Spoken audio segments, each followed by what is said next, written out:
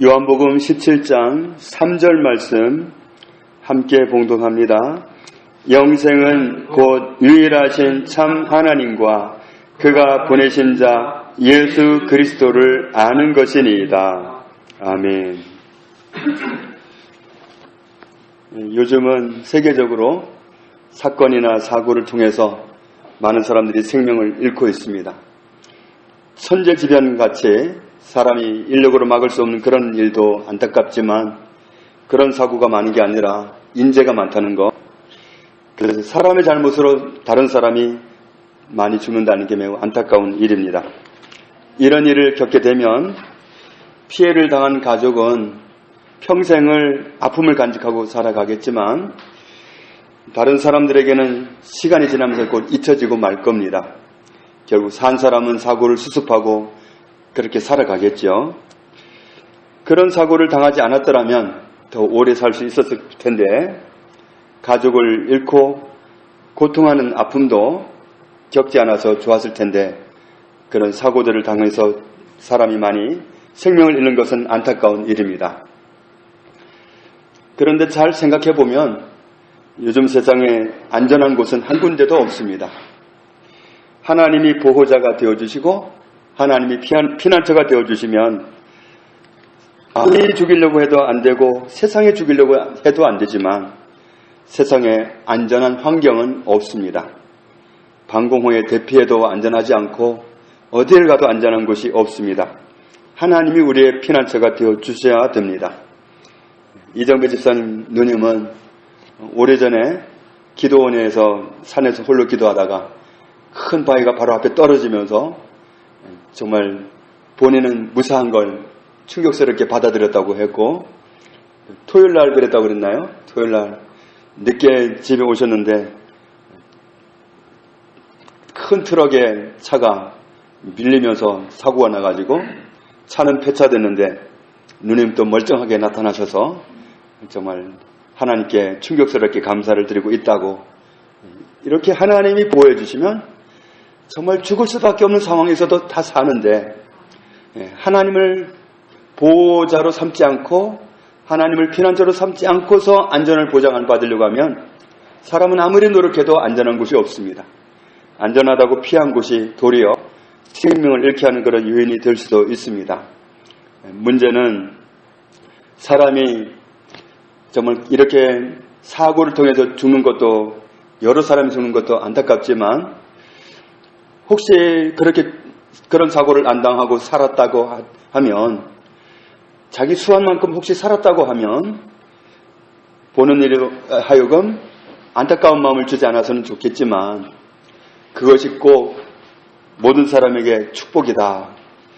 그렇게 말할 수 있을까? 이 부분은 우리가 생각해 봐야 될 걸로 압니다. 왜냐하면 오늘 요한복음 17장 3절에 사람의 생명은 육체의 생명도 있지만 영원히 살아야 되는 영생도 있다고 말씀합니다. 영원한 생명, 영생을 가지고 있지 않다면 세상을 수완을 다 채우고 살았다 하더라도 자기가 원하는 인생을 하나도 못한 게 없이 다 살았다고 하더라도 영생을 엉뚱한 것에서 보낸다면 이것만큼 비참한 것도 없을 것입니다. 그런데 사람들은 그 영생을 알지 못합니다. 멸망을 알지 못합니다. 하나님은 요한복음 3장 16절에서 우리를 너무도 사랑하시기 때문에 독생아들을 보내셔서 멸망을 막으려고 하셨다. 누구든지 하나님이 보내신 아들 예수 그리스도를 믿는 자는 멸망하지 않고 영원히 사는 생명을 얻는다. 영생을 얻는다고 보장하셨습니다. 예수 그리스도가 믿어지면 예수 그리스도를 믿으면 영생한다. 그렇지 않으면 다른 길은 다 멸망입니다. 예수 그리스도 그 위에 서 있지 않으면 다 멸망입니다. 그러니까 오래 사는 것만이 아니라 영생까지 사람은 생각해야 되는데 사람들은 영생까지 생각을 안 합니다. 그래서 당장에 우리 눈앞에서 사고를 당하고 사라진 거, 정말 같이 지내던 가족이 생명을 달리한 거, 이것이 안타깝고 이것이 고통스럽고 하지 정말 영원한 생명이 어디로 갔느냐 하는 그 문제에 대해서는 사람들은 대부분 깜깜합니다. 거기까지 생각할 수 있다면 더욱 아파하고 더욱 괴로워할 터인데 정말 많은 사람들은 영생까지는 생각도 못합니다. 영생, 영원히 사는 생명, 그 생명은 어떻게 소유할 수 있는가? 오늘 우리가 함께 읽은 요한복음 17장 3절에 우리에게 주님은 명확하게 가르쳐 주십니다. 영생은 곧 유일하신 참 하나님과 그가 보내신 자 예수 그리스도를 아는 것이니이다. 영생이 뭐냐? 영원히 사는 생명이 뭐냐? 하나님을 아는 것이다. 하나님과 아는 사이가 되는 것이다. 성경에서 안다는 건 머리로 아는 게 아닙니다. 지식으로 아는 게 아니라 관계로 아는 겁니다. 체험으로 아는 겁니다. 하나님과 만남을 갖고 정말 관계로 아는 것, 그것이 아는 건데 하나님을 그렇게 아는 사람이 영생을 소유한 것이고 또 하나님이 우리의 구원을 위해서 보내신 예수 그리스도를 아는 것이 영생이다. 영생은 하나님을 아는 것, 예수 그리스도를 아는 것, 이것을 영생이라고 합니다. 그렇지 않고는 다른 데서는 어떤 방법으로도 영생을 소유할 수 없습니다. 예수 그리스도를 아는 것, 하나님과 아는 사이로 지내는 것, 이것이 곧 영생입니다. 그래서 요한일서 5장 11절 이하에도 우리에게 분명하게 말씀해 주시기를 또 증거는 이것이니 하나님이 우리에게 영생을 주신 것과 이 생명이 그의 아들 안에 있는 그것이니라. 하나님의 아들이 있는 자에게는 생명이 있고 하나님의 아들이 없는 자에게는 생명이 없느니라. 내가 하나님의 아들의 이름을 믿는 너희에게 이것을 쓰는 것은 너희로 하여금 너희에게 영생이 있음을 알게 하려 함이라. 예수 그리스도를 알면 영생이 있습니다. 하나님을 알면 영생이 있습니다. 영원히 사는 생명이 있습니다.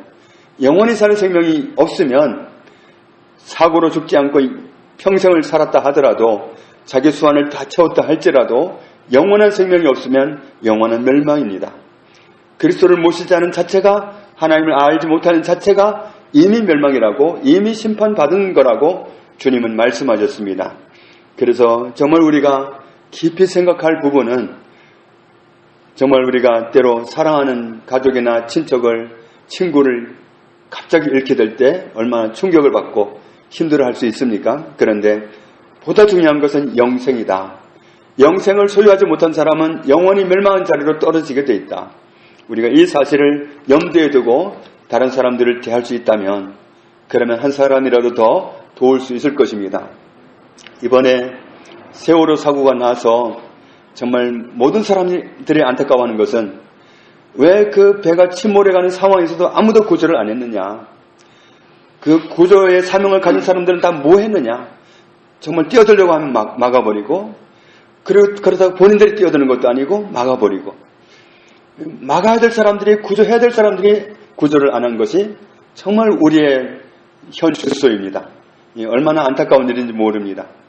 그런데 더 큰 사실은 영생을 가진 사람이 생명을 가진 사람이지 영생을 소유하지 않은 사람은 생명이 없는 사람인데 지금 가라앉는 세월호를 타고 있는 거나 똑같은 상황인데 생명 소유하지 못한 사람을 보고도 가라앉는 모습을 보고도 우리는 그렇게 복음을 전하겠다는 그런 열망도 없고 열정도 없고 어떻게 하지 하는 그런 마음도 없고 우리가 부담이 없다고 한다면 이거야말로 우리가 누구를 손가락질 하겠느냐.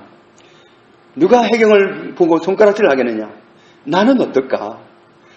영원히 사는 생명, 그 생명 가진 사람이 산 사람이지 그 생명 없는 사람은 이미 침몰해가는 배를 타고 있는 사람인데 내가 그 사람에게 구조의 손을 뻗치지 않는다면 그 사람이 잡고 안 잡고 오는 그 사람이 문제고 내가 구조의 손을 뻗치지 않는다면 나는 뭔가 나도 구경꾼에 불과한 거 아닌가. 나도 구조선을 띄우지 않는 사람이고 나도 구조의 손을 뻗치지 않는 사람이고 마찬가지 아닌가. 정말 우리 그리스도인들도 나도 구조의 사명을 지닌 사람으로서 나는 어떻게 하고 있는가.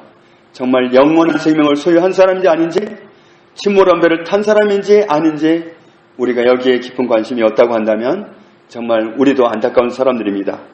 멸망의 배를 타고 있는 사람도 안타까운 사람인데 그거의 멸망으로 추락하고 있다는 사실을 알고도 우리가 아무런 감정이 없다면 우리가 정말 문제가 있는 겁니다. 우리가 영생은 곧 유일하신 참 하나님과 그가 보내신 자 예수 그리스도를 아는 것이니이다.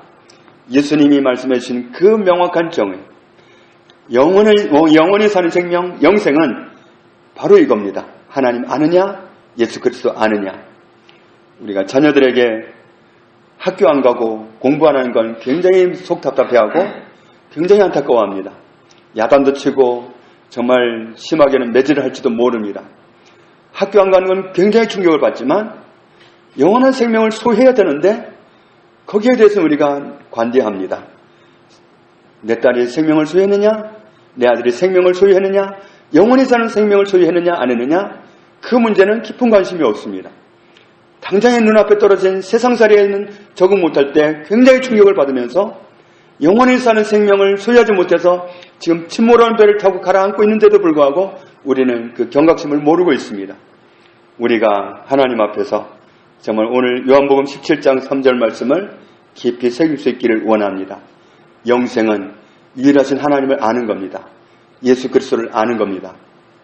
그렇다면 오늘 우리부터 정말 사람들을 만날 때 내 가족이든 내 친척이든 내 친구든 이웃이든 간에 영원히 사는 생명을, 영생을 소유한 사람이냐 아니냐.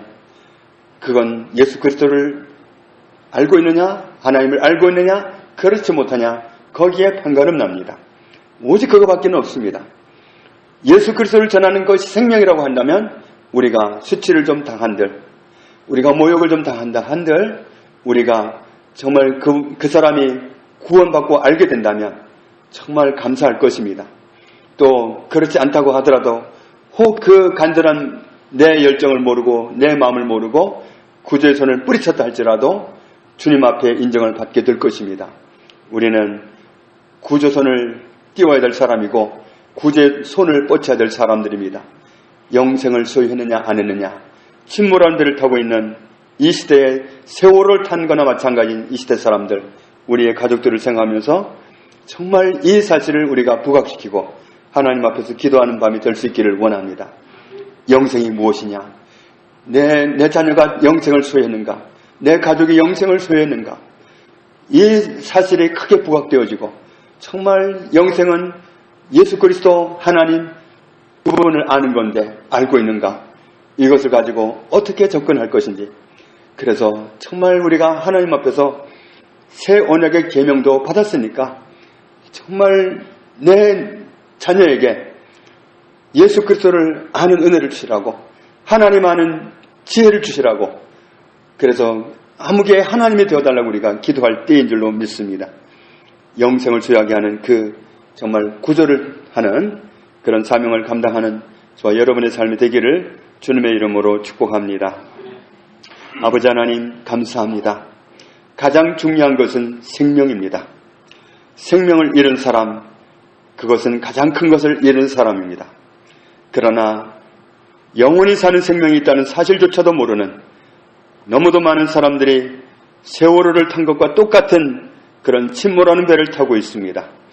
그런 멸망을 막아보려고 하나님은 예수 그리스도를 보내주셨습니다. 우리가 구조손을 띄워야 하겠습니다. 우리가 구조의 손을 뻗쳐야 되겠습니다. 영원히 사는 생명을 소유했느냐 안 했느냐, 이것이 너무도 중요한 문제, 생명의 문제라는 사실을 오늘 밤에 기도할 때 깊이 새길 수 있도록 은혜를 주시고 우리가 복음의 열정에 불붙은 사람들로 삼아주셔서 한 사람이라도 더 건질 수 있는 그런 은혜 입은 하나님의 사명자들로 삼아 주옵소서. 예수님 이름으로 기도합니다. 아멘.